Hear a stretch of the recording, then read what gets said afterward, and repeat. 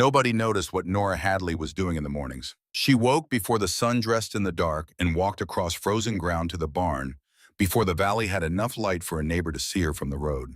She carried a bucket out each morning. Not a water bucket, not a feed bucket. She carried it full of dirt, walked it to the low places in the yard, and spread the earth evenly before walking back inside.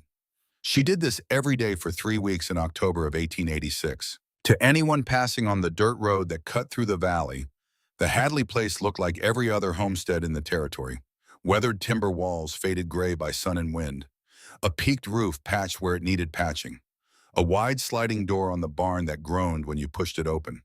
The kind of property a man would ride past without turning his head. But beneath that barn floor, something was being built that the valley had never seen. Nobody knew. And if they had known, they would not have let her finish it. Nora Hadley was 32 years old and had been a widow for 18 months. Her husband James had died in February of 1885, 6 weeks after a lung sickness settled into his chest and refused to leave.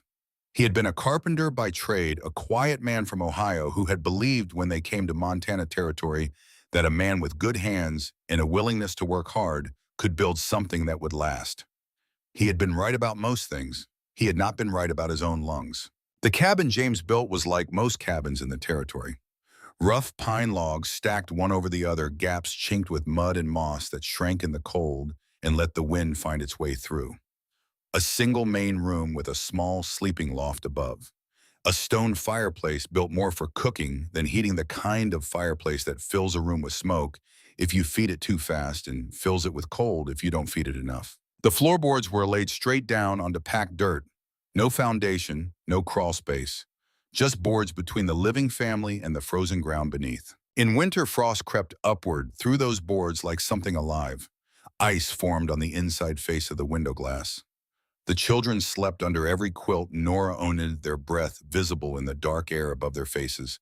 And even with a fire burning in the corner, the cold in that cabin was a presence you could feel as a weight on your skin. But it was the wind that was the true enemy. Montana wind does not simply blow, it searches.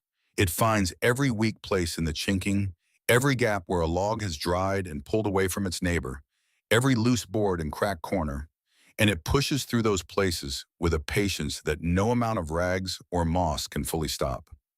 Nora had spent the first winter alone, stuffing cloth into every seam she could find. She had hung blankets along the walls. She had done everything the women at church had told her to do. Still the cold came, and still it nearly took little Annie from her. Annie was 6 years old, and she was the reason everything that followed happened. The cough had started in January of that first winter, alone the winter after James died. It began as a dry scratch in the back of the girl's throat and turned within 2 weeks into something wet and heavy that shook her small body each time it came. Nora could hear it through the night, a sound like something tearing in slow motion, and she sat by the fire counting every breath her daughter took in the silence between. She burned through half her wood supply before March arrived. She fed that fire around the clock, rising every 2 hours through the night to push another log in, because the moment the fire dropped below a certain point, the cold closed back in from every wall at once. It was a war fought in 2-hour intervals, and Nora was fighting it alone. Annie survived, but on the worst nights it had not felt certain. There was one night in particular, deep in the middle of February, when the wind had been screaming for 3 days without pause and the temperature had dropped to a place where Nora's thermometer, the small brass one James had brought from back east, had nothing left to report. She sat on the floor beside Annie with the girl's hand in both of hers, listening to the labored pull of each breath, watching the small chest rise and fall with an effort that no child should have to make. Owen was 8 years old and usually slept through everything, but that night he woke up.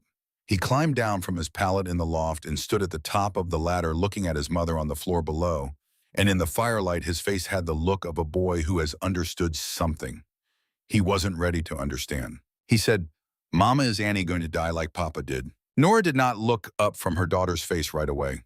She held the question inside for a moment, feeling its full weight before she answered. "No," she said, "because I'm going to figure out how." She had no idea what that meant when she said it. She only knew that it had to be true because the alternative was something she could not allow herself to think about in that room on that floor with that child's hand in hers. Owen climbed back up to his pallet. Nora stayed where she was until morning. And somewhere in those dark hours, sitting between the fire and the cold, she began to think in a direction she had never thought before. James had told her something once in the early months after they arrived in Montana, when they were still learning what the land was and what it asked of the people who lived on it. He said it simply the way he said most things without drama or decoration. He said, "Nora, this country isn't like Ohio. You can't build here the way people taught you to build back east. You have to learn from the ground." At the time, she had understood it as advice about carpentry, about timber and soil, and the particular way frost moved through Montana earth. She had not understood it as anything larger than that. James left behind three things of value when he died: a small wooden toolbox with his initials carved into the lid, the brass thermometer, and that sentence. For 18 months after he was gone, she had used the toolbox and the thermometer. The sentence she had stored in the back of her mind without quite knowing what to do with it. She was starting to know. The barn was smaller than the cabin, 20 feet by 16, with two horse stalls along the north wall and a storage area for hay in the loft above. It was not a remarkable structure by any measure, but in the deep cold of that first winter alone, Nora noticed something while doing the evening feeding. It was warmer inside the barn than it was inside the cabin. Not dramatically warmer, not warm in the way a fire-heated room is warm, but there was a difference that she could feel in her hands and the air on her face, and it was consistent. Night after night, when she came out to check on the animals in the worst of the cold, the barn offered a degree of relief that the cabin did not. She began paying attention to why. Two horses and a milk cow occupied those stalls every night, and their bodies generated heat the way any living thing generates heat. Their breath added moisture that took some of the edge off the cold air. The hay stacked high in the loft above acted as a layer of insulation between the interior space and the roof. And critically, the north side of the barn had been built against a rise in the ground, a natural berm of earth that Edward Crane, who had helped James site the structure, had recommended for exactly this reason. The earth on the north wall blocked the worst of the wind before it ever reached the timber. In January, with Annie feverish under blankets, Nora had done something she did not tell anyone about. One night she carried the girl out to the barn bundled in quilts and laid her down on a bed of clean straw near the cow's stall.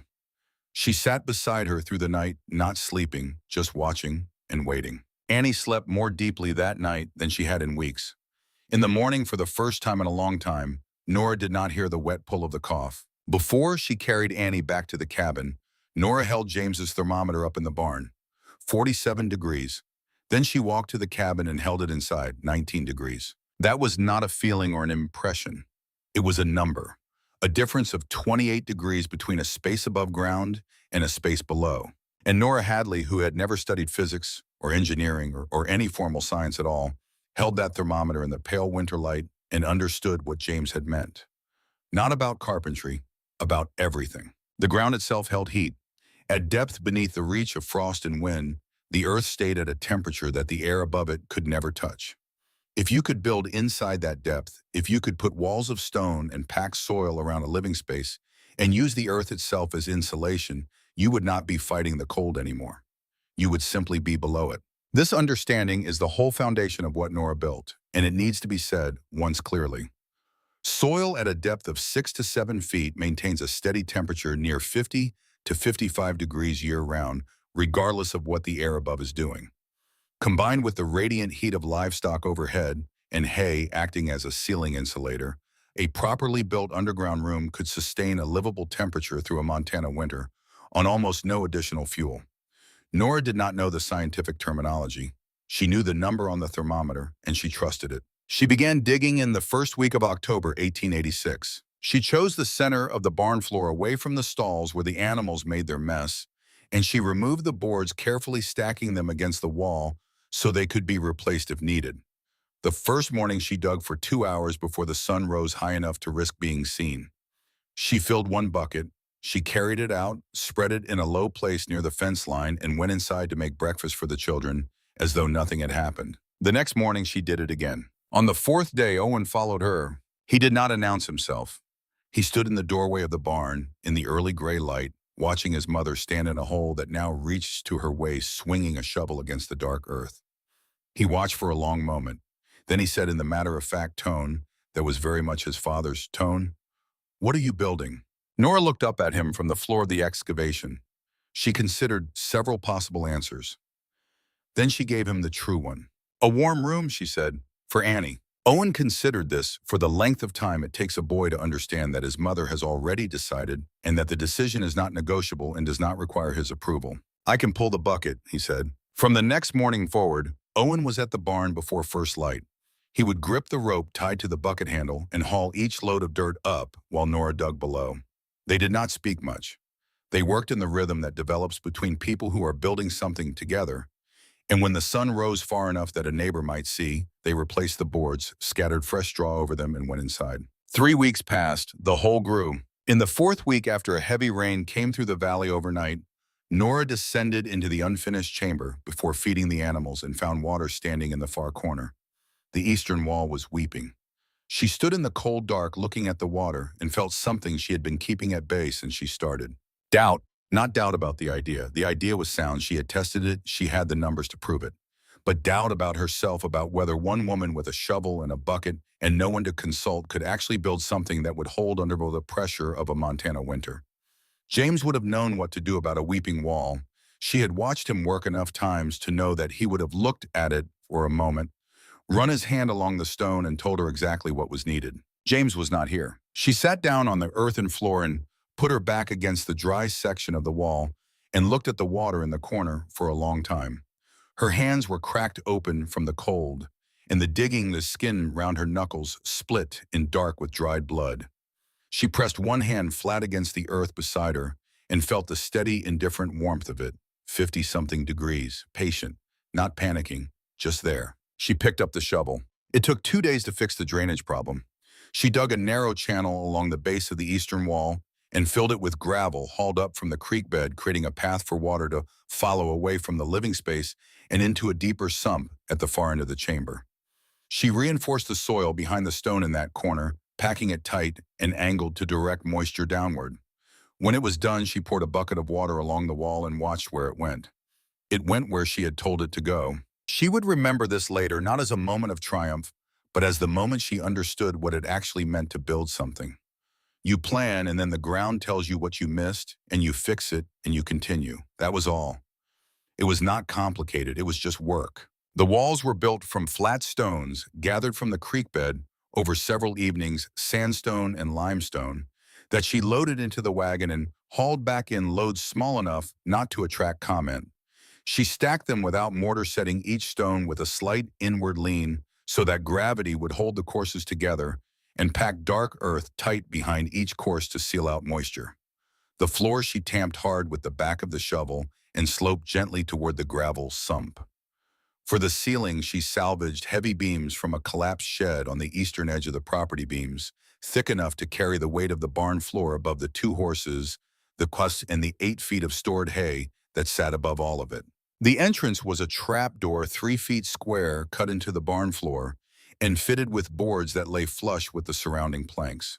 From inside the barn, it was invisible unless you knew to look for the slight seam.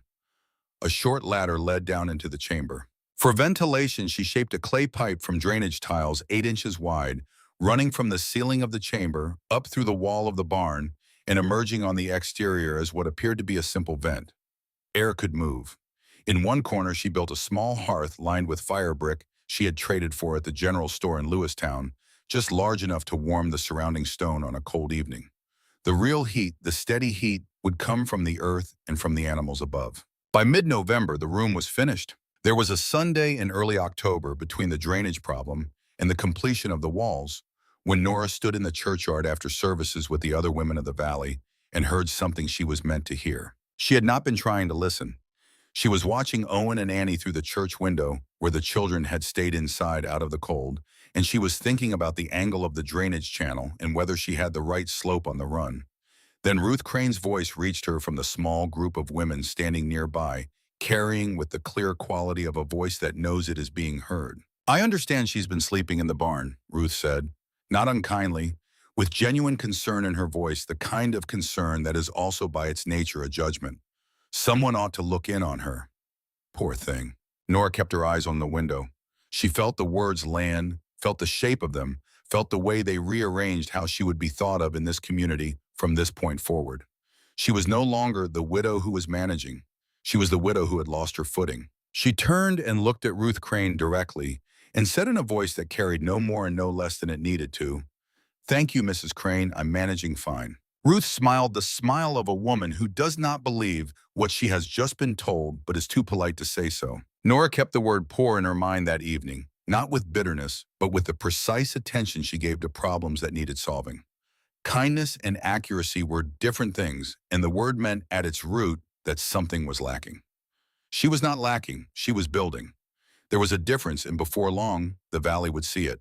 Thomas Aldridge came to the Hadley place on a Tuesday in late October. He came alone without his wife, which told Nora this was a business call. Thomas Aldridge was 55 years old and had been in Montana longer than almost anyone in the valley. He was not a cruel man. Nora understood that, and it mattered because it meant that what he was about to say came from genuine belief rather than calculation. He sat at the table in the cabin and put his hat on his knee and looked around the room with the eyes of a man who has seen what Montana winters do to underprepared people. He made his offer carefully and fairly. He would buy the land at a reasonable price. He would allow Nora and the children to remain in the cabin as tenants for as long as they needed at minimal rent while she made arrangements. He was not trying to take anything. He was trying in his way to prevent a disaster he was certain was coming. "I've been in this territory 20 years, he said. "I know what a winter here can do to a family that isn't prepared. I have the resources to help, and it seems like the right thing to do." Nora looked at him across the table and said nothing for a moment. Then he said the thing that changed the conversation. "I buried my wife in March of 1871, Thomas said. His voice was level, but the level was the kind that requires effort to maintain. She was 31 years old. The winter took her, same as it takes a lot of people here who weren't ready for it. I am not making this offer to take anything from you, Mrs. Hadley. I'm making it because I have seen where this goes, and I'd rather give you a way out before it does." The room was quiet for a moment. Nora looked at Thomas Aldridge, at the lines of his face and the way he held his hat, and she understood something about him that she hadn't understood before. He was not wrong about what Montana winters could do. He had firsthand terrible proof of that. His mistake was that he looked at her and saw his wife, the woman he had not been able to save, and he was trying 15 years later to save her instead. "Thank you," Nora said. "I won't be selling." Thomas nodded slowly, the nod of a man who expected this answer but felt obligated to try. He put his hat on and stood. At the door he stopped and turned back, and he said, "Your husband was a good man. I hope you know I mean this as a neighbor, not as someone trying to take advantage." "I know that," Nora said, and she did. After he left, she stood at the window and watched his horse move down the road until it disappeared behind the cottonwoods. Then she went to the barn and climbed down into the half-finished chamber and sat in the quiet, in the dark, and felt the temperature of the earth against her palms. He might still be right. That possibility sat in her chest like a stone. He had experience she did not have. He had stood where she was standing and watched it go wrong anyway. But he had not been in this hole. He had not held this thermometer. He did not know what she was building because no one did. She picked up her shovel and went back to work. By the middle of November, when the first true cold settled into the valley, the chamber was complete. Nora brought the children's bedding down the rope bed and a straw mattress for herself, 2 small pallets. For Owen and Annie, the folding table, the oil lamp, the quilts.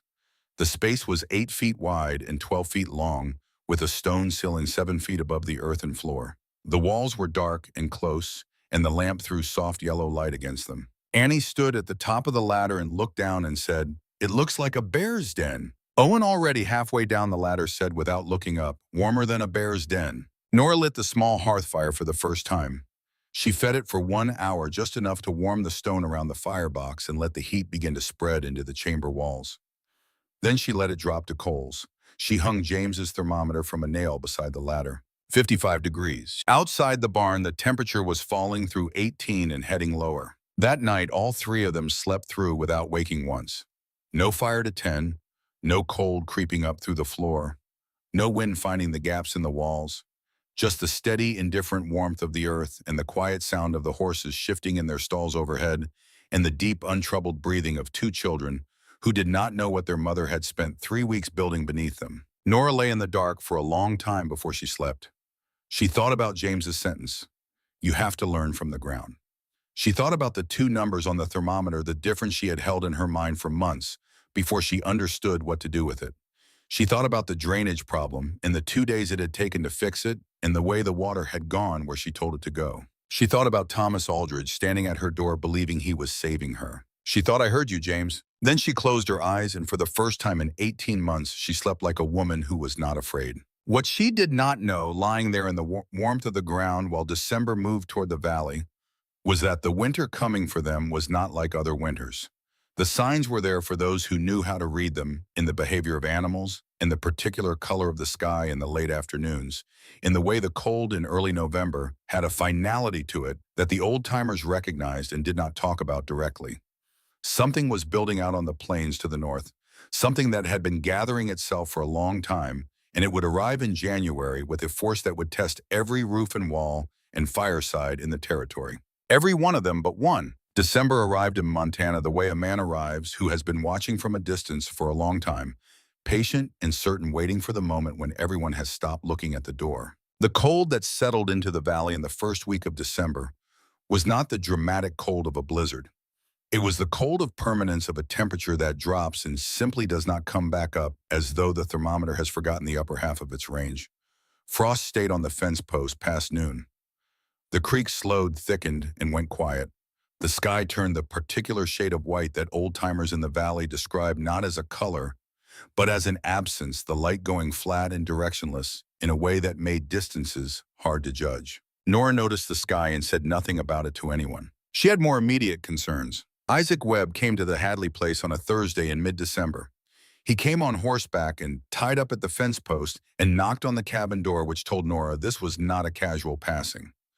Isaac Webb did not make unnecessary trips. He was 45 years old, a broad-shouldered man who had been farming in the territory for 15 years, and he knew the land, the way you only know something after it has hurt you enough times that you start paying careful attention. He had lost a crop to early frost, and a calf to a drainage problem in a low pasture, and 2 weeks of labor to a poorly sited well that hit clay instead of water. He had learned from all of it. He was not a man who dismissed things he did not understand, but he was also not a man who extended trust before he had examined the reason for it. He sat at Nora's table and accepted the cup of coffee she set in front of him, and said what he had come to say without softening it. "I've been hearing things," he said, "about what you've built under your barn. I'm not here to tell you what to do on your own property, but I've put foundations into this ground for 15 years, and there are things about the way water moves through Montana soil in spring that I don't think you could know unless someone told you, and I don't think anyone told you." Nora sat down across from him and listened. Isaac laid it out plainly. Spring thaw in this valley was not a gentle thing. When the snowpack released, the water moved through the upper soil in sheets, following grades and compaction lines that shifted from year to year. A chamber dug into the earth might hold all winter and fail completely in March, not because of anything wrong with the construction, but because of what the ground did when it let go of 6 months of frozen moisture all at once. He had seen root cellars flood. He had seen foundations heave. He had seen work that looked solid in December turn into a serious problem by April. "I'm not saying you're wrong," he said. "I'm saying you don't know what you don't know." The room was quiet for a moment. Nora looked at him steadily. She thought about the eastern corner, the one that had wept after the October rain, the 2 days she had spent fixing the drainage channel while her hands bled. She thought about the gravel sump and the angle she had packed into the soil behind the stone. Then she said something that Isaac Webb had not expected. "You're right," she said. "Tell me what to watch for." He stopped. He had prepared himself for an argument or a dismissal. What he had not prepared for was a question. "Tell you what to watch for," he repeated. "In spring, tell me the signs. What does the ground do before it gives way? Where does the water come from? First, is there anything I can do now to make the drainage more reliable?" Isaac looked at her across the table for a long moment.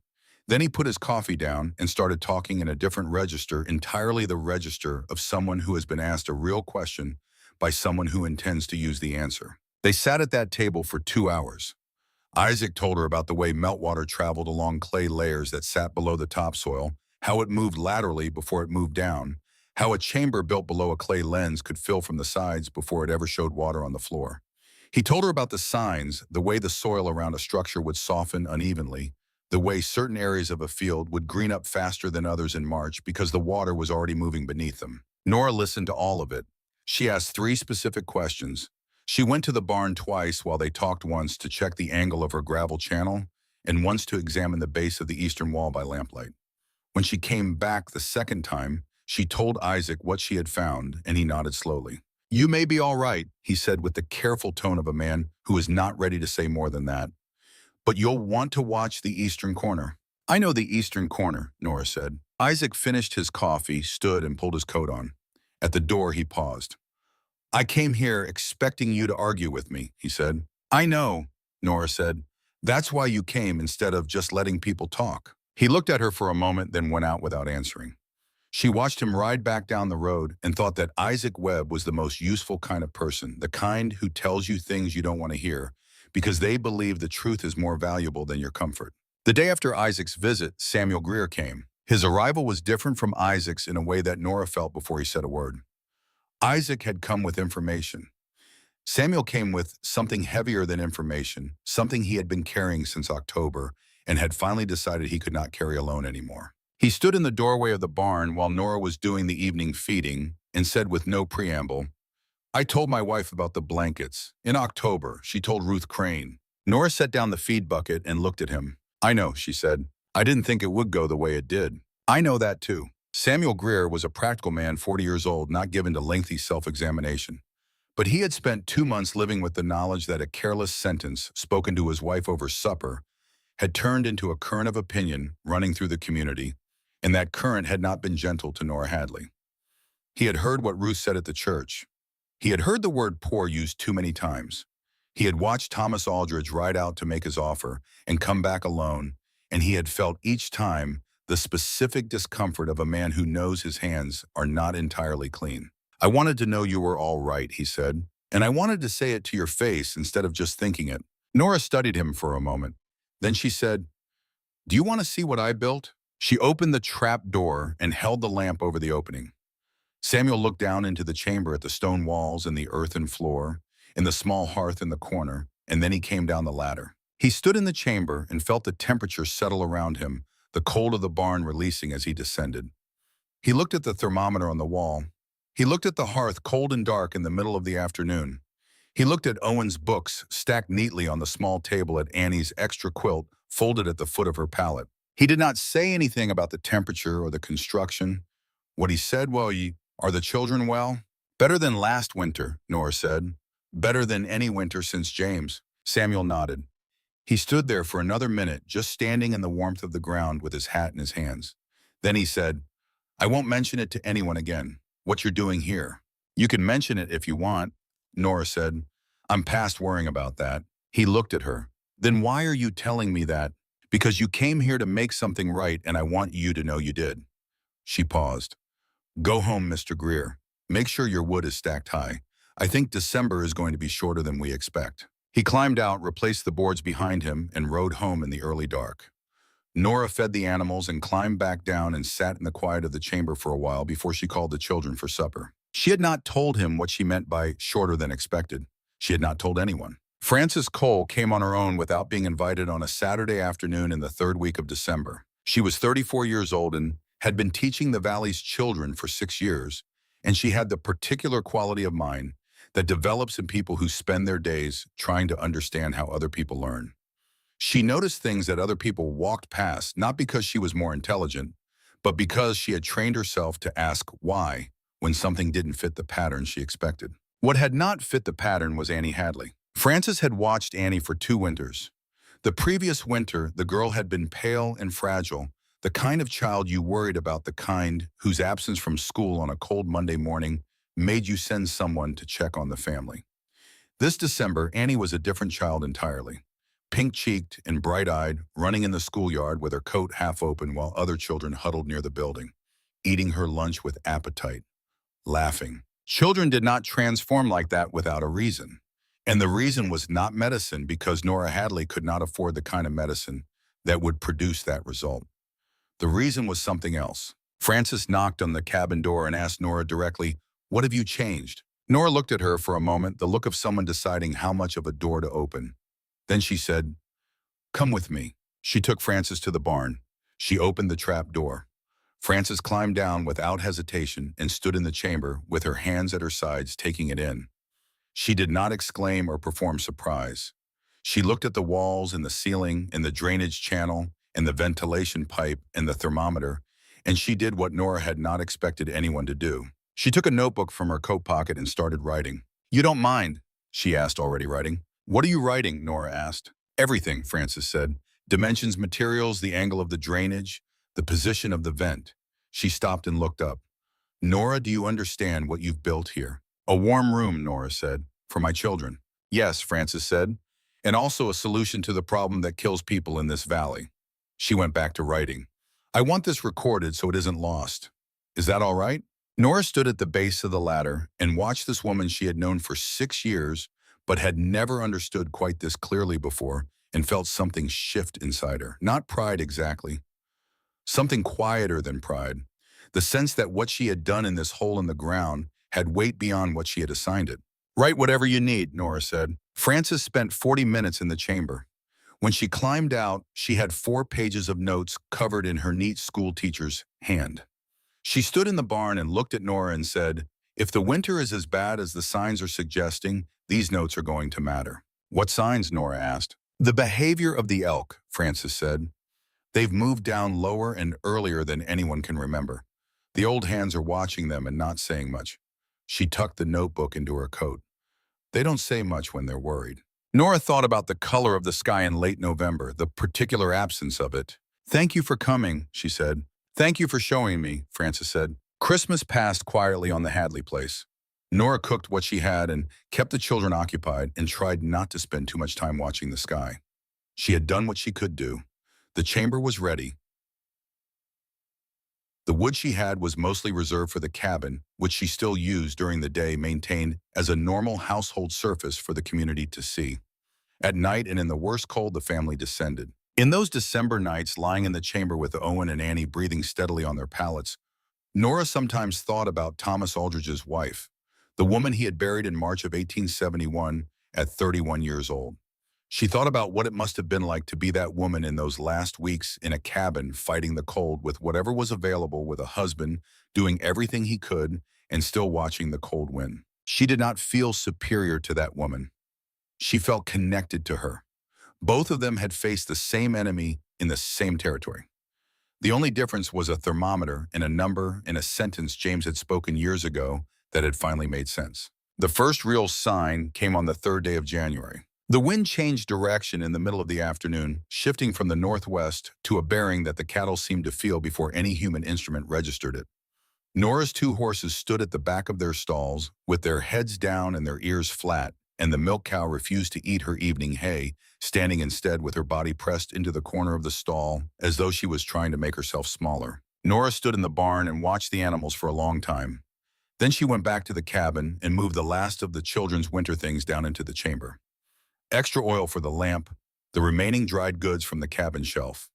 James's toolbox, for no reason she could have explained, except that she did not want to leave it above ground. She told Owen and Annie that night, as they were settling into their pallets, "We're going to stay down here for a while, until the weather passes." Annie asked how long. "As long as we need to," Nora said. She lay awake that night, listening to the absolute silence that had settled over the valley. The wind had stopped entirely. The cold had reached a depth where the air itself seemed to have frozen solid. In her experience, that kind of silence was not peace. It was the held breath before something loud. It came the next morning. The storm did not arrive like a wall of weather the way summer thunderstorms arrived. It came the way a tide comes in gradually, and then all at once the wind building through the morning hours, from a whisper to a moan, to a sustained howl that shook the barn boards above their heads, and sent the horses into a restless, rhythmic shifting that Nora could feel through the chamber ceiling as a series of low vibrations against the timber. By noon on the first day, the temperature outside had dropped below 0. Nora knew this not because she had a way to check it from the chamber, but because she climbed up to feed the animals mid-morning and felt the quality of the air through the barn walls, the way it hit the inside of her lungs with a sharpness that tells you everything you need to know about how cold is cold. She fed the horses, checked, the cow pulled down fresh hay, and descended back into the chamber inside of 15 minutes. The thermometer on the chamber wall read 54 degrees. Owen was reading by the lamp. Annie was asleep on her pallet in the middle of the afternoon, her color good, her breathing slow and even. Nora sat down at the table and listened to the storm working at the world above her, and felt for the first time in longer than she could remember something close to stillness. Not calm exactly. Something more earned than calm. The stillness of a person who is prepared for the thing that is arriving and knows not with certainty but with reasonable confidence that the preparation was sufficient. Above her, separated from her by 7 feet of earth and a floor of heavy timber, Montana was doing its worst. In Samuel Greer's cabin, the first night of the storm was a battle conducted in 2-hour intervals. He and his wife took turns through the night, each sleeping, while the other fed the fireplace because the fire could not be allowed to drop below a certain point. When it dropped, the cold came back into the room from every wall, simultaneously fast and decisive, and it took 30 minutes of active burning to push it back out. The children were piled under every quilt the family owned. Their breath was visible in the air above their faces, even with the fire running strong. By the second morning, Samuel had burned through more wood than he had planned to use in a full week. He stood at the door of the woodshed and did the arithmetic and felt the fear settle into his chest with the patient weight of something that intends to stay. If the storm ran 7 days, the wood would not last. He would be burning furniture by day 5. He thought about the chamber under Nora's barn, about descending into it 2 weeks ago, about the thermometer reading in the middle of the afternoon with no fire burning. He stacked what he had as tight as he could, covered it with canvas against the snow, and went back inside. At the Webb place, Isaac's father, a man of 72, who had survived 40 years in rough country through a combination of stubbornness and good judgment, started coughing on the second day of the storm. It was the deep, wet cough that Isaac recognized, the kind that settled into old lungs and did not leave quickly. Isaac moved his father as close to the fireplace as the old man could bear and kept the heat running high and watched the wood pile with eyes that were doing the same arithmetic Samuel Greer was doing across the valley. He thought about Nora Hadley telling him to watch the eastern corner in spring. He thought about 2 hours at her kitchen table and 4 pages in Francis Cole's notebook. He stacked another log on the fire and listened to his father breathe. The second full day of the storm brought something new, a cold that had no interest in negotiating. The temperature that had been brutal became something beyond that, a stillness of air so frozen it seemed to have weight pressing against every wall and door and window in the valley from all directions at once. Isaac's fireplace roared continuously, and the far corners of his largest room still held ice. The windows on the north side had gone opaque with frost, so thick that the glass itself had lost its transparency. That afternoon, Thomas Aldridge stood in his own kitchen in the best-built house in the valley and counted what he could hear. Wind against his double-thick walls, his wife Ruth moving in the room above, and a silence from the eastern side of his property where his barn stood, a silence that was telling him something he did not want to hear. He went out in the storm to check the animals and came back inside with the expression of a man who has just understood something that changes the shape of a conversation he thought was already finished. The animals were alive, but 2 cows were not eating and stood pressed together in the deepest corner of the barn, and Thomas knew that pressed together stillness. He had seen it before. He came back in Maud and said nothing to Ruth. He stood at the kitchen window and looked east toward the Hadley place and could see nothing through the blowing white. Ruth watched him. She had been watching him since the storm started, watching the arithmetic in his eyes, watching him count the wood and count the days and come up short both ways. She had heard what Francis Cole said at the schoolhouse about Nora Hadley's underground room before the storm came. She had kept it to herself the way you keep something you are not yet sure what to do with. "Thomas," she said, "if the Hadley woman built what Francis says she built, her animals are not cold right now." Thomas did not answer, but he kept looking east. Francis Cole's chimney clogged on the third night. The wind had been driving snow horizontally all day, and by evening it had packed the upper flue with a density that cut the draw almost completely.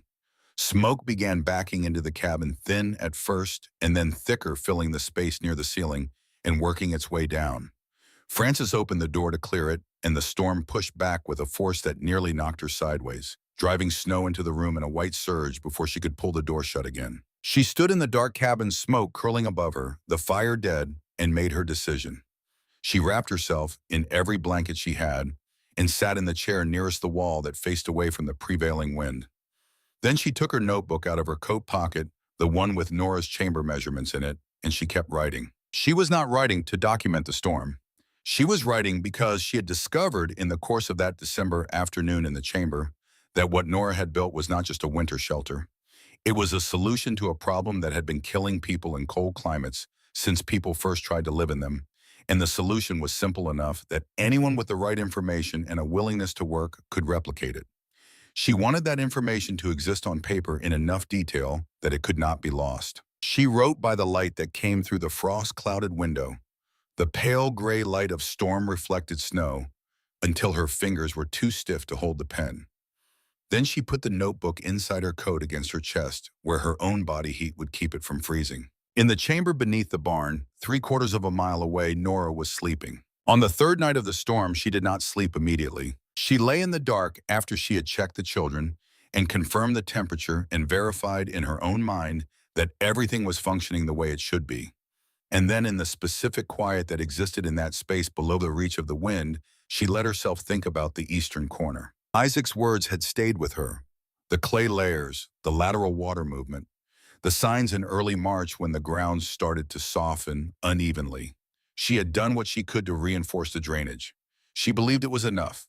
But she had built this chamber once, and believing something was enough was different from knowing it, and she could not know it until spring came and the ground did what it did. This was the part of building that James had never talked about directly, the part that lived after the construction was finished, when you had to trust the work you had done in the dark with bleeding hands and no one to check your measurements. James had built things people still used. She had watched him finish a project and walk away from it with a steadiness that she had never quite understood. She understood it now. He had trusted his own hands, not because he was certain there were no mistakes, but because he had done everything he knew how to do, and certainty was not available to anyone at any price. She was going to have to trust her hands the same way. She was going to have to wait for March and see. Above her, Annie shifted on her pallet and breathed out a long, slow sigh, the deep, contented sound of a child in complete comfort.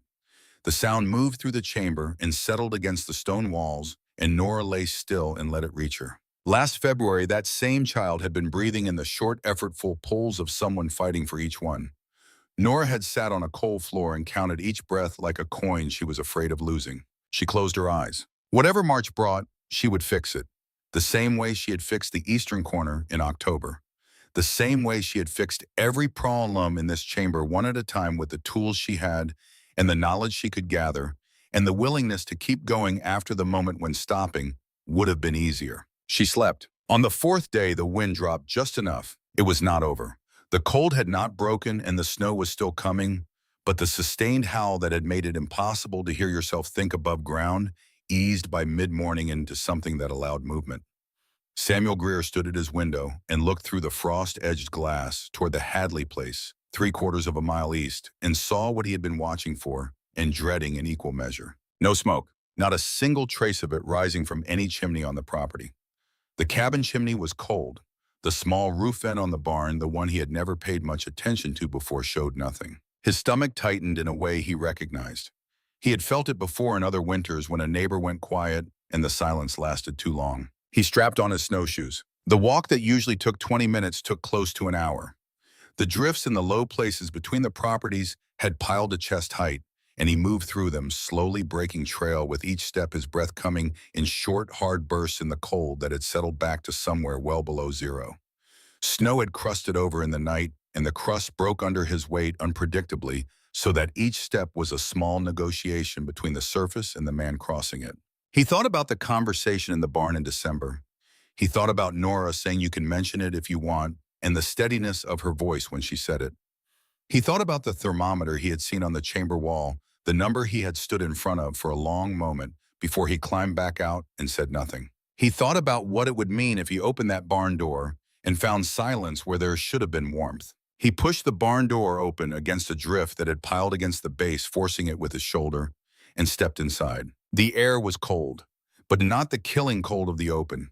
It had the cold of an unheated space that is still protected from the wind, a different quality entirely, a temperature that sat somewhere between survivable and comfortable.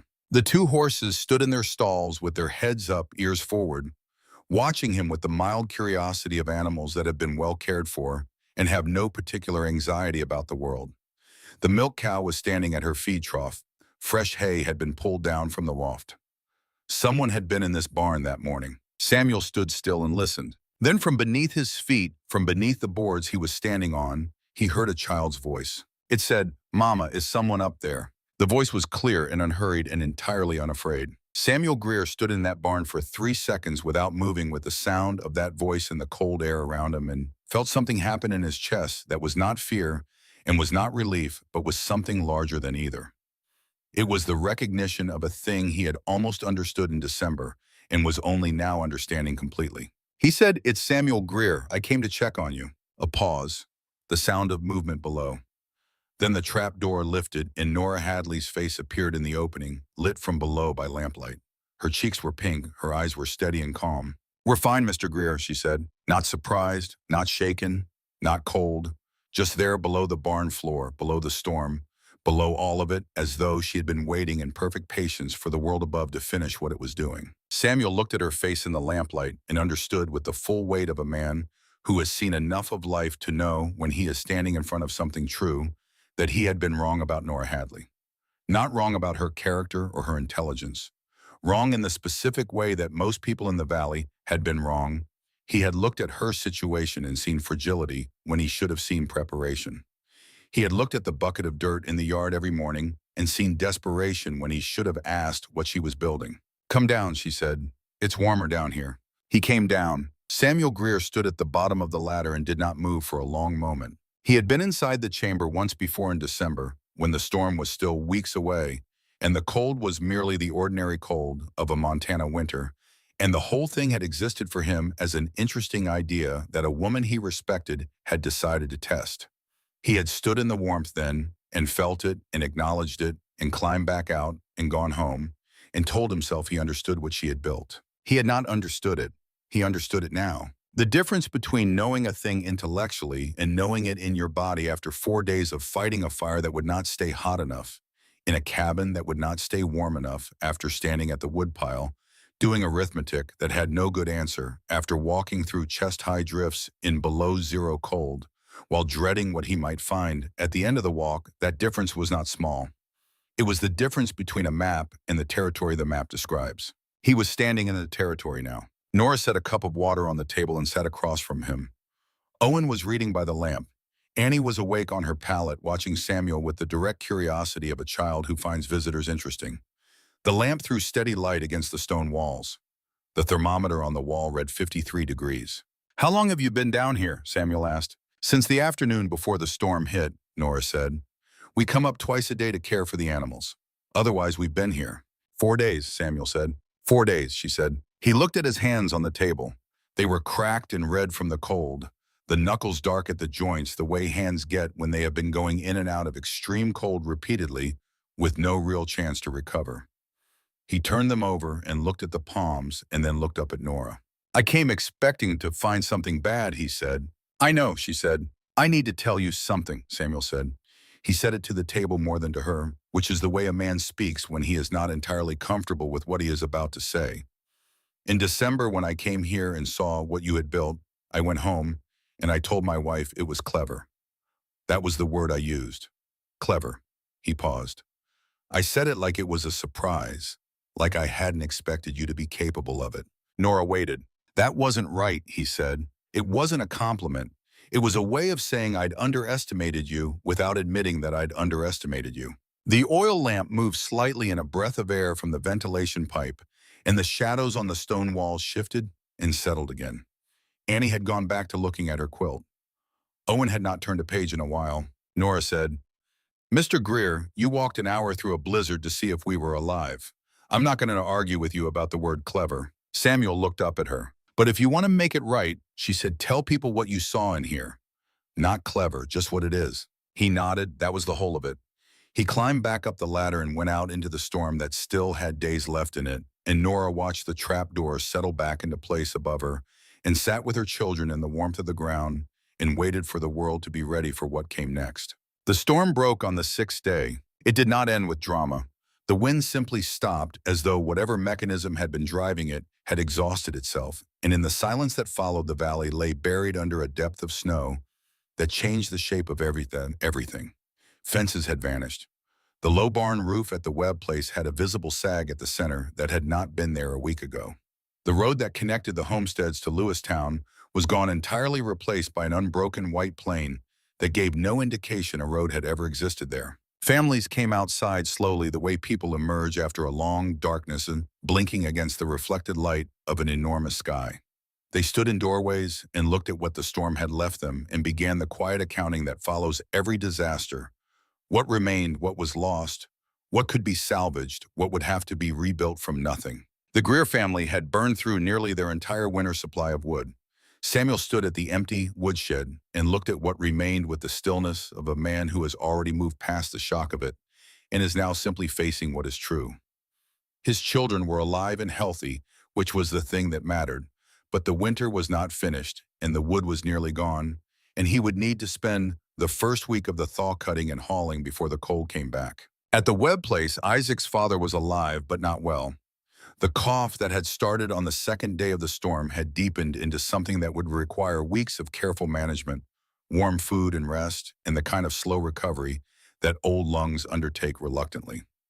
Isaac moved through his property after the storm with a methodical efficiency that masked something Nora recognized when she saw it from a distance, the expression of a man who came closer to a serious loss than he had expected to, and is still processing the distance between what happened and what almost happened. Frances Cole's cabin had gotten through the storm intact but cold. She had spent 2 days under blankets waiting for the chimney to clear and had emerged pale and stiff, but with her notebook still dry and her notes complete. She had done her work in the cold so that the work would exist. That was who she was. And at Thomas Aldridge's place, the largest and best-built property in the valley, 3 cows lay dead in the barn. Ruth Crane came to the Hadley place alone on a Tuesday 8 days after the storm broke. Nora was in the yard splitting the last of her small woodpile, maintaining the surface appearance of a household that used firewood the way normal households use firewood when she heard hoofbeats on the road and looked up. Ruth rode to the fence and dismounted and tied her horse without being invited, which was not the behavior of a woman who was uncertain about whether she was welcome. She walked across the yard to where Nora was standing with the axe and stopped at a distance that was close enough to be direct and far enough to be respectful. "I owe you something," Ruth said. Nora set the axe down against the chopping block and waited. "I was the one who said it first," Ruth said. "In October, at the church, the word I used was poor. She said the word, the way you say a word you have been examining closely and found wanting. I said it in front of people who repeated it, and I said it in a tone that made it mean something worse than it sounds. I knew what I was doing when I said it. I told myself I was concerned about you, but concern doesn't require an audience." The yard was very quiet. The snow around them had the dense, packed quality of post-storm settling, and their voices fell into it and were absorbed without echo. "I'm not here because I feel obligated," Ruth continued. "Edward feels obligated. I feel wrong. Those are different things, and I want you to know the difference." She paused. "We lost 3 cows. Edward has been very quiet since we found them. He hasn't said your name, but he's been thinking about it. I can tell." Nora looked at her.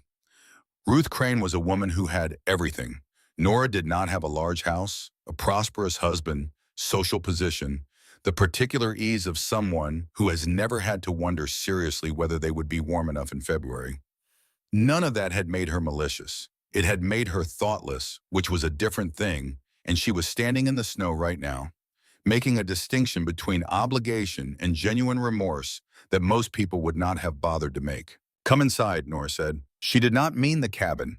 She took Ruth to the barn, opened the trapdoor, and held the lamp over the opening. Ruth looked down without hesitation and climbed the ladder with the straightforwardness of a woman who has made a decision and intends to follow through with it. She stood in the chamber and was quiet for a long moment. She looked at the children's palettes neatly made. She looked at Owen's books. She looked at the hearth cold and dark in the mid-morning, and then at the thermometer, and she absorbed what the thermometer said without requiring an explanation of why it said it. "You haven't needed a fire," she said. It was not a question. "Not much of one," Nora said. Ruth ran her hand along the stone wall beside her. The flat-set sandstone that Nora had carried up from the creek bed in the wagon over a series of autumn evenings. She pressed her palm flat against it and held it there. "Edward wanted to buy this land," Ruth said.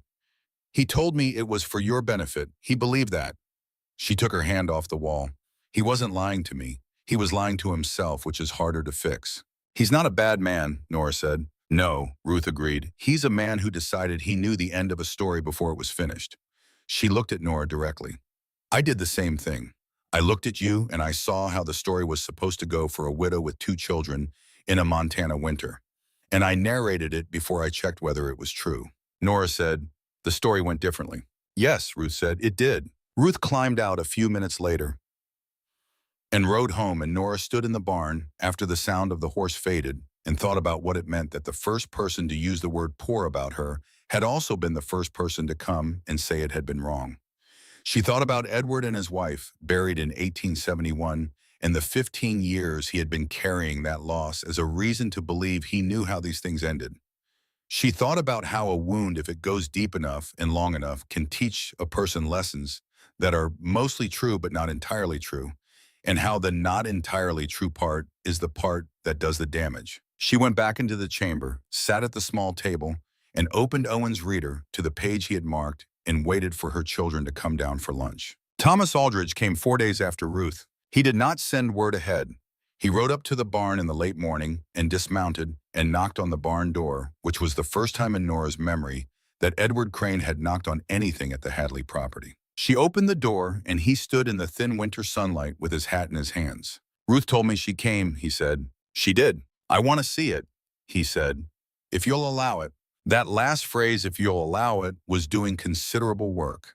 It acknowledged without stating directly that this was her property and her construction and her decision, and that he had no standing to demand anything. Edward Crane had not spoken to her that way before. He had spoken to her as someone with experience, addressing someone without it with the well-meaning authority of a man who has decided he knows best. This was different. She opened the trap door. Edward descended carefully. He was a large man, and the ladder was built for a woman's proportions, but he managed it without complaint and stood in the chamber and looked around with eyes that Nora recognized from watching him at church and at community gatherings, the eyes of a man who is genuinely assessing something, not performing assessment. He examined the wall construction. He ran his knuckle along the joint between 2 courses of stone and nodded at what he found there. He looked at the ventilation pipe and traced its path in his mind to where it would exit on the barn exterior. He crouched and looked at the floor, the angle of slope toward the drainage channel, and stood again. He did not look at the thermometer. He had already understood the temperature from the moment he came down the ladder. You built this without help, he said. Owen helped with the hauling, Nora said. Without skilled help, he said. Without a carpenter or a mason. Yes. Edward was quiet for a moment. I offered to buy your land because I thought you couldn't survive here alone, he said. I want to say that plainly. Not that I was looking out for you, that I thought you would fail, and I wanted to give you a way out before you did. Nora said nothing. She had known this since October. There was no point in pretending she hadn't. I was wrong about what you were capable of, Edward said. I don't say that easily. I've been in this territory 20 years, and I believe I know what this country asks of people. I thought I knew what it was asking of you. He looked around the chamber one more time. I didn't know you were already answering it. He climbed back up the ladder. In the barn, standing by the horses, he turned to her and said, I want to build something like this under my main barn. I'd like to hire you to help me design it. Nora had expected this. She had thought about what she would say when it came in the long, quiet evenings in the chamber while the storm was still running above. No, she said. Edward looked at her. Ask Samuel Greer, she said. He's seen the construction closely enough to help you. Or ask Frances Cole. She has detailed notes on every measurement and material. She paused. This valley is going to build a lot of these rooms, Mr. Crane. That knowledge needs to belong to more than one person. I'm not going to become the woman you hire to build your things. Edward held her eyes for a moment.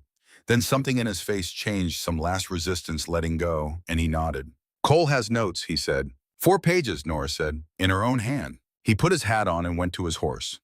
At the fence, he stopped and turned back one more time, and he said, My wife was 31 years old. It came out quietly without the controlled delivery he had used in October when he first told her.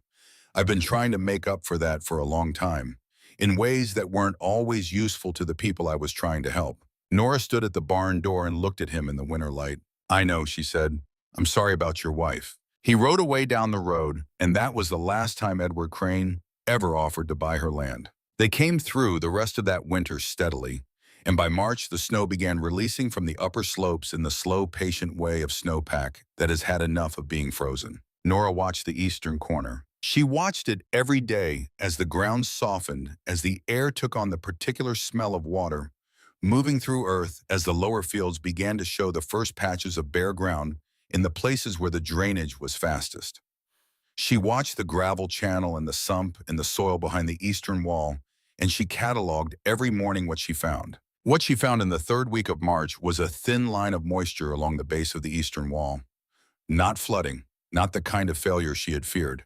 A seam of dampness about 8 inches long at the very bottom of the wall where the drainage channel met the stone, indicating that the gravel was working, but working at close to its capacity. She dug it out and added another 6 inches of gravel to the sump and repacked the soil behind the lower 3 courses of stone. It took one afternoon. Isaac Webb, who had come by to check on his prediction and found Nora already in the middle of fixing it, stood at the top of the ladder and watched her work. "You found it before it was a problem," he said. "You told me where to look," Nora said. Isaac came down and helped her repack the soil, working in silence beside her for an hour, in the way that people work together when they have moved past the need for conversation to manage their relationship. When it was done, he looked at the repair with the satisfied expression of a man who has been useful in the way he intended to be useful. "My father is better," Isaac said. "He was out of bed last week." "I'm glad," Nora said. "He asked me what I knew about underground rooms," Isaac said. "I told him I knew a woman who had built one. He asked if she'd be willing to talk to me about building one under our root cellar." Nora looked at him. "He should talk to Frances Cole first," she said. "She has the dimensions and the materials written down.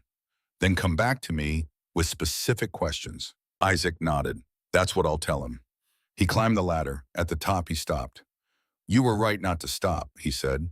"In October, when the water came in, you were right to fix it and keep going." "I didn't feel right," Nora said. "I felt like I might be making a very expensive mistake." "That's usually what right feels like at the time," Isaac said. He went out, and Nora sat in the chamber for a while in the afternoon, quiet, listening to the sound of meltwater moving in the ground around her, a soft and distant sound like something shifting in its sleep. The walls held. The floor was dry except for the seam she had just repaired.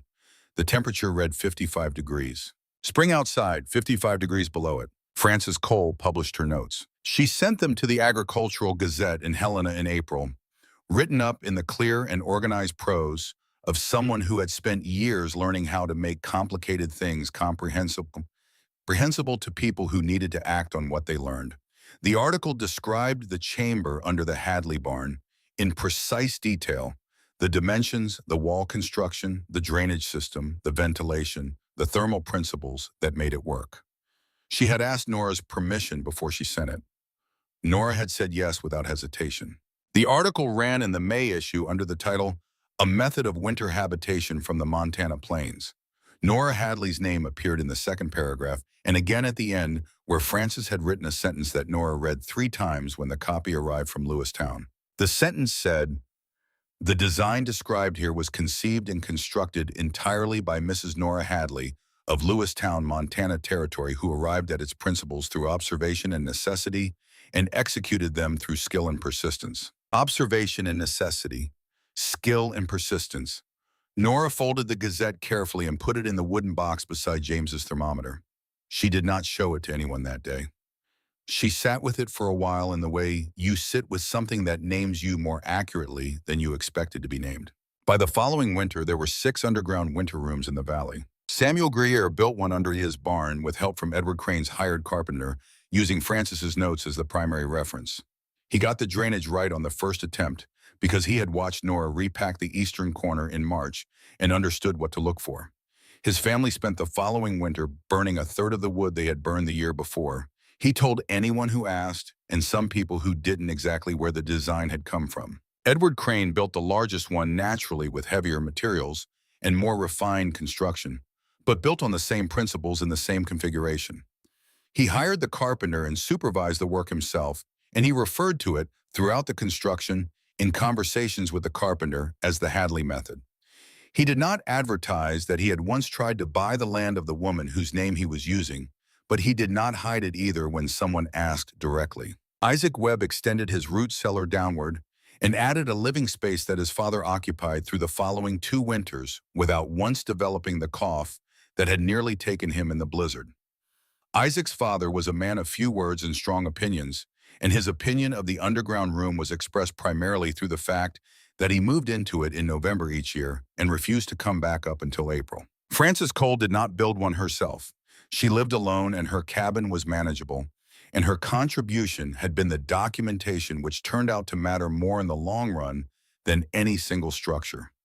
Her notes circulated beyond the valley, copied by hand, and passed from family to family across the territory, the way practical knowledge travels in places where printed information is scarce, through trust, through recommendation, through the testimony of people who had seen the thing work. Owen Hadley was 22 years old when he built his own homestead 14 miles north of Lewistown, on ground that was good for cattle and rough in winter. He spent the first autumn digging. His chamber was larger than his mother's, 10 feet by 14, and he added 2 small window wells with heavy glass set into them so that some daylight reached the space on clear days. He used the same stone setting technique, the same drainage configuration, the same ventilation angle. When his nearest neighbor, a young man from Illinois who was on his first Montana winter, watched Owen working and asked what he was building, Owen said, "A room that stays warm without much fire." The young man asked who taught him. Owen said, "My mother." The young man asked if his mother was a builder. Owen thought about that for a moment.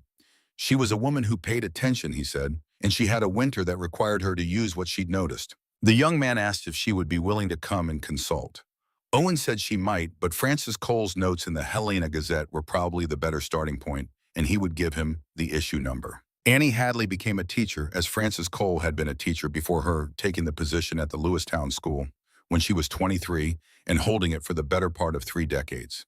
She was a good teacher because she had been taught, by example, that the most important questions are the ones that begin with why, and that the most important answers are the ones arrived at by observation rather than assumption. On the wall of her classroom, beside the map of the United States and the printed alphabet, she hung a drawing.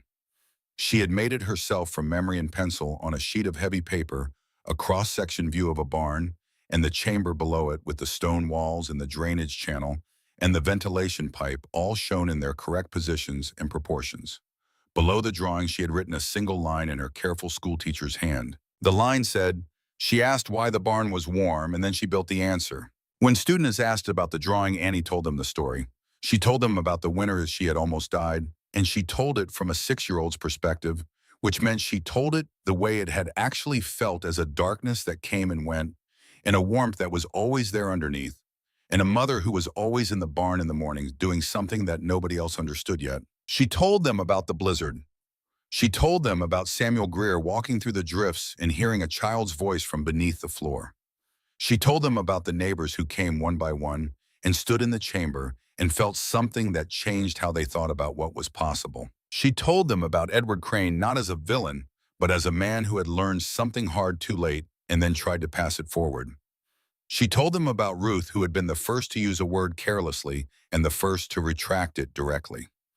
She told them about Isaac Webb, who had come to argue and stayed to help. And she told them about Frances Cole sitting alone in a frozen cabin, writing in a notebook she kept inside her coat to keep it from freezing, because she believed that what one woman had built in the dark with bleeding hands was important enough to be recorded and shared. One year, a boy in the back row asked the question that Annie thought about for the rest of that school day. He said, "Was your mother scared?" Annie stood at the front of the room and looked at the drawing on the wall and thought about it with the seriousness it deserved. "Yes," she said, "on the night in October when the water came in and she nearly stopped, and on the 3rd night of the blizzard when she was lying in the chamber, not sure whether March was going to prove her wrong." She paused.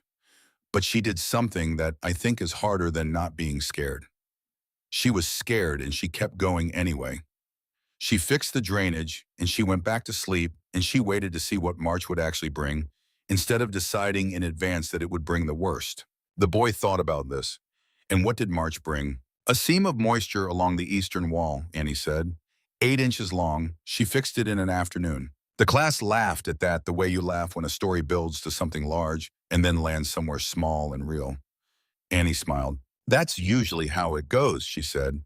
"You're afraid of the catastrophe. What actually shows up is a problem you can fix in an afternoon if you've been paying attention." Samuel Greer lived into his 70s and was regarded by the newer generation of settlers in the valley as someone worth listening to, the kind of man whose opinion carried the weight of long experience honestly applied. He was not a man who talked about himself, and he was not a man who offered opinions he hadn't earned. But on the subject of Nora Hadley in the winter of 1886 to 1887, he spoke without hesitation when people asked, and sometimes when they didn't. He was sitting on the porch of the Lewistown General Store one summer evening, maybe 15 years after the blizzard, when a young man who had recently bought land in the valley and was preparing for his first real Montana winter, sat down beside him and asked him what he needed to know. Samuel was quiet for a moment, looking down the road toward the mountains. "There's a woman in this valley," he said, "or there was, though she's older now, and her children have their own places. She did something in the autumn of 1886 that everyone around here thought was strange. Dug a room under her barn. People talked about her the way people talk about someone who has lost their footing." He paused. "Then the worst blizzard in the territory's history came through, and when it was over, she was the only one who hadn't fought it. She'd just gone below it." The young man asked what the lesson was. Samuel looked at him. "The lesson is that practical looks strange until the crisis proves you right," he said.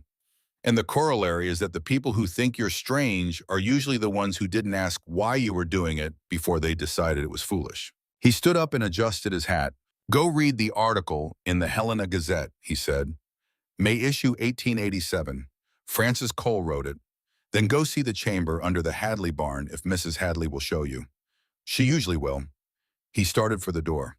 "And don't use the word poor about someone you haven't talked to. You don't know what they're building." He went inside. Nora Hadley lived on the same land for the rest of her life through decades of Montana winters that never again reached the specific ferocity of that January, though several came close enough to remind the valley of what the worst could be. Each autumn, she opened the trap door and went down to prepare the chamber for winter. She checked the drainage, replaced any stone that had shifted, refreshed the gravel in the sump. She lit the small hearth for 1 hour to warm the walls, and then she let it go cold and checked the thermometer. 55 degrees year after year, patient and unchanged the ground, doing what the ground does, regardless of what the sky decides to do above it. In the small drawer of the table that had been in the chamber since the first winter, she kept 3 things. James's brass thermometer, which she no longer needed for measurement, but which she kept because it was his. The folded Gazette from Helena with her name in the second paragraph. And a small piece of paper folded twice in her own handwriting. On the paper she had written 2 lines. The first line was James's, "You have to learn from the ground." The second line was hers, "I did." She did not show the paper to anyone. It was not for anyone else. It was the private accounting between a woman and the work she had done, the kind of accounting that does not require an audience because the person keeping it already knows what it says, has always known, and needed only the time and the seasons to prove it to the ground itself. The ground had been proven to. The ground had held.